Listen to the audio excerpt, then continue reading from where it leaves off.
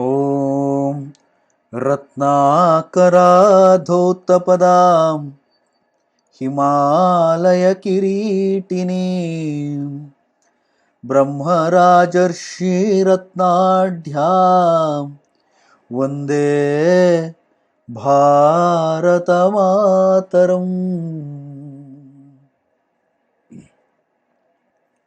Namaste. There is a notion that our country lacked anything remotely connected to science and technology till foreign rulers came. It is popularly believed that it was the British who lighted the lamp of knowledge among the countrymen. They certainly brought in rails and the language English into this country, as many would know, but it was just to expand their hold over this country. It had no large utilitarian thoughts. Their ignorance regarding the glory of our past was passed on to the people of this country, who began to accept whatever they said. Slowly, in a generation and two, we have become aliens to our own traditions. Sadly, we have also developed inferiority complex about ourselves. There is no reason for this thinking. We, as a nation, always were good in blending reason with tradition. Our practices and scriptures tell us how to lead a balanced life. We should make efforts to understand our past and learn as much as possible from it rather than living in self pity. It's urgently required as we have taken a vow to be self reliant. Only those who are confident about their past, willing to learn from it, and adapt it to changing times can think of being self reliant. Friends, any new development in a society comes out of a need. Many Indian sciences also have their roots in the needs of religious rituals. Elaborate rules regarding their conduction made the development in various fields possible. In that sense, Indian science and technology development took a different turn from its Western counterpart. In West, religion, especially the Roman Church, saw science as an obstacle for its power. It cruelly terminated some of the brilliant minds who made stellar inventions. That list includes Galileo, Bruno, Roger Bacon, and many more. Charles Darwin's clashes with the priesthood of his times is well recorded. Science and religion were opponents in the West, but in India they were together for the betterment of mankind. Our rishis were scientists and philosophers at the same time. Till recently, it was necessary for the students in the traditional system to learn one Shastra and one Kavya completely. Now, Shastra is today's equivalent of science, and Kavya is literature. So, in traditional schools, a student never studied science or arts exclusively. A science student would study at least one great literary work in detail. An art student had to master at least one practical craft from first principles. That balanced nature of study is what we have lost today. The extensive compartmentalization of topics have made us completely blind to the other side of the knowledge. In this country, no one would be respected if he had mastered one particular body of knowledge. If one studied Kavya, he had to master Alankara, Tarka, and what not. Today, it's a time for specialists. There is a separate specialist doctor for right thumb and one more specialist doctor for the left thumb. So much for our educational system. But in our tradition, science developed as an input for our belief system, not as its opponent. To build sacrificial altars of worship, geometry was developed. Utensils to be used during worship shaped developments in metallurgy. Architectural styles were needed for building temples. Sculpture, painting, music, dance were all devoted to religious purposes. Each one gave impetus for growth in many other areas. Fabrics were designed for specific religious purposes. All developments in the fields of various science and technology were centered around this theme. Even astronomy was important because time for conducting rituals had to be calculated. Later, when large kingdoms started taking roots in India, other inventions necessary for administration were developed. Maps, canals, roads, ships were all necessary for economic reasons. Developments in military technologies also followed. Medicine was inseparable from tradition. Even some 30 years ago, it was common in our country to find people who were priests, astrologers, and Ayurvedic doctors all at the same time. Medicine was not an isolated profession, it combines know how from other fields also.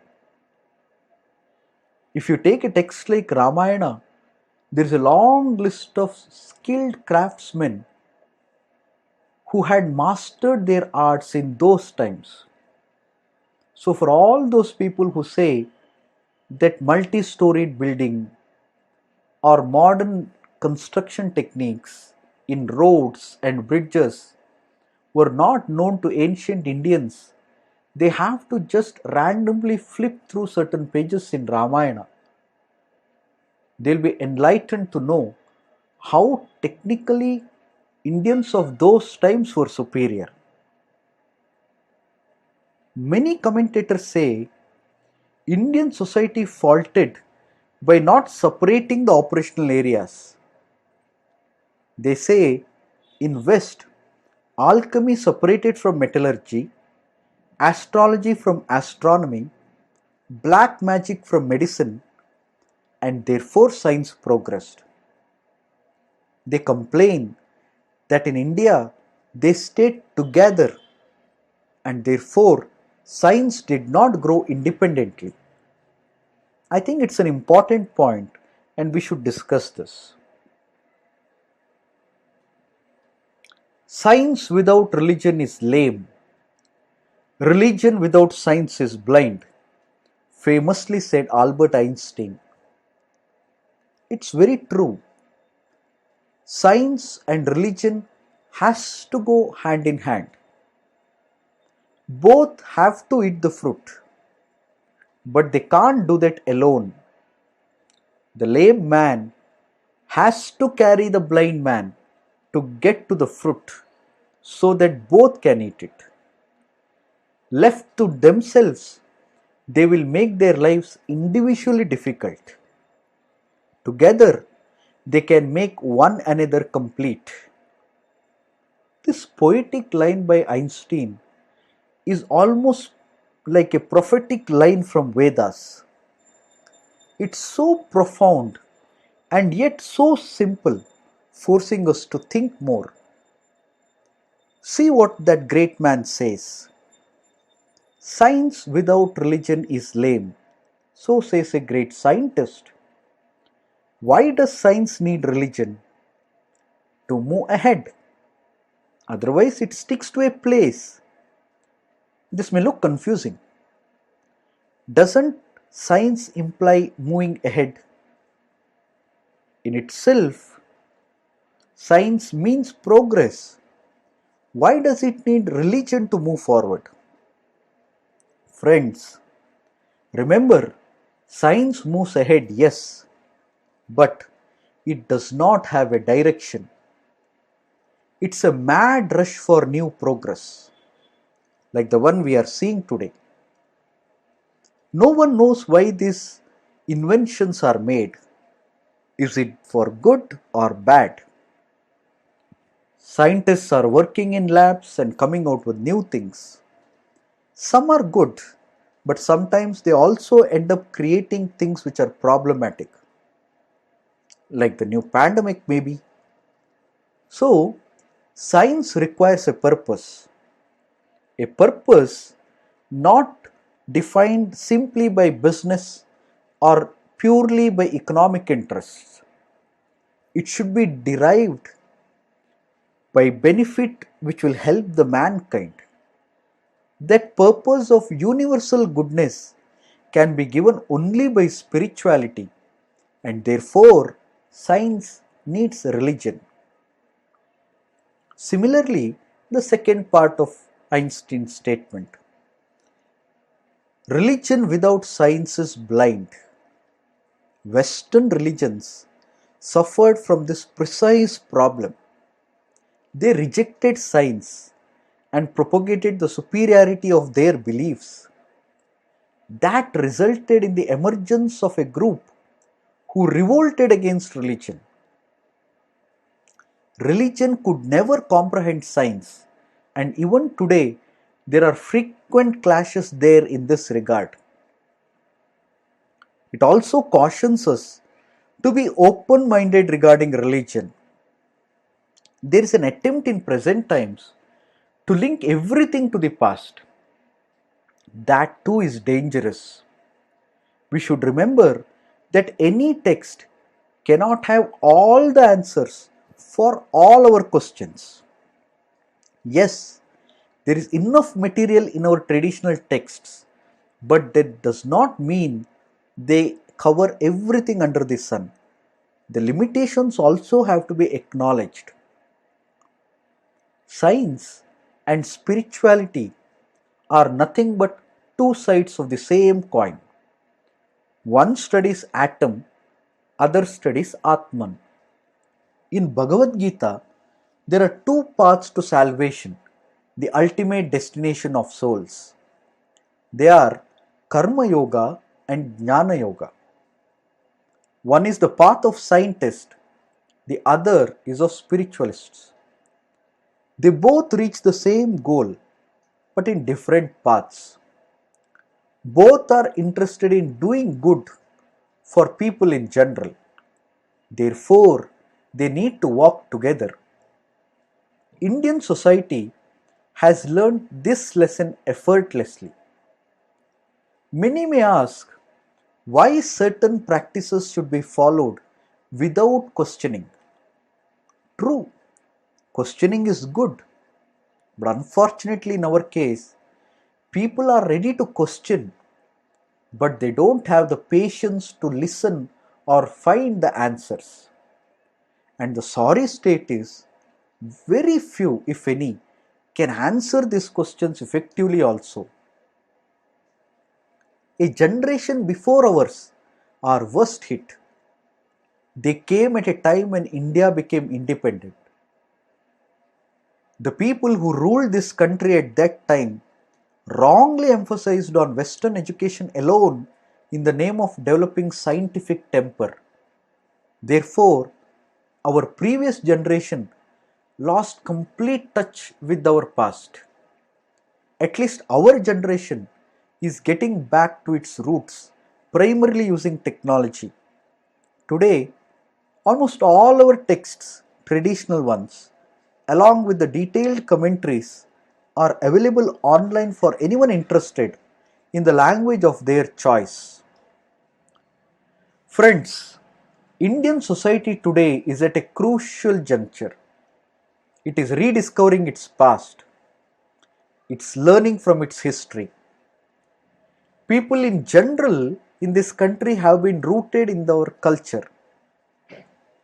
Only for some time in between they had to cover their religious identity and became materialists in the name of becoming secular. Today there is no such situation. People are proud to pronounce their religious beliefs. There are ample evidence available at the fingertips to support them through modern scientific rigor. Indian thinkers implemented that scientific discipline in us through simple practices. They did not elaborate on their scientific meanings. They said, "You follow what we say." That we forgot. We started questioning. You just think. On one hand, there is a collective wisdom of thousands of years. On the other hand, we, with few years of experience, can we challenge the wisdom from past? Okay, I understand. Maybe it is too much today to ask people to follow the old customs blindly. But at least we can try and find the meaning behind it, right? Then it's up to us to accept it or reject it. Cutting the trees has resulted in this awful situation we are in. Our elders said, "Look, trees are gods, don't cut them." Period. That put brakes to cutting trees. The moment we forget it, we pay a price. What happens if you cut one tree? Let me see, you ask. And you cut one tree. Then everybody will start thinking in the same way and everybody will start cutting one tree at a time. So now we are in a situation where there are no trees. That is why our elders said, "Dharmo rakshati rakshitaha." If you protect dharma, it will protect you. If you save a tree, it will give you oxygen back and save your life. Our elders said, "Go around the people, Ashwatha tree." Why, you ask? Now people say it gives more oxygen than any other tree, you see. They said you had to follow. Take some water before eating food, they said. Why, you ask? Cleaning the food pipe before taking food is necessary. So you drink one or two sips of water. First take some rice mixed with ghee, they said. Why, you ask? Because the ghee oils the food pipe. It makes it easier to swallow hard food later. Sleep in the east-west side, they said. Why, you ask? Read your school textbook for magnetic poles of Earth. Stop if a cat crosses your path, they said. Why? Because if cat goes in that path, there is a high chance of rat being there. And rat, as you know, does not enjoy eating fresh things.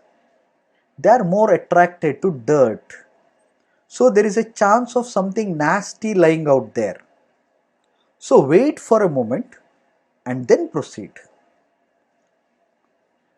Don't do this, do this. Rules and rules everywhere and everything, you say. Yes, there are rules because there is a reason behind every such rule.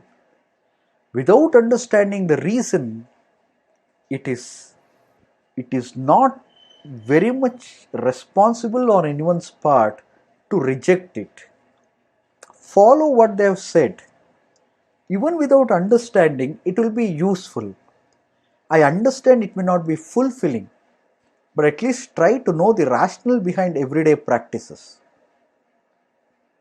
Indian society has long embraced science in its everyday life. We should reclaim that and see how we can harmoniously integrate science and religion in our daily lives.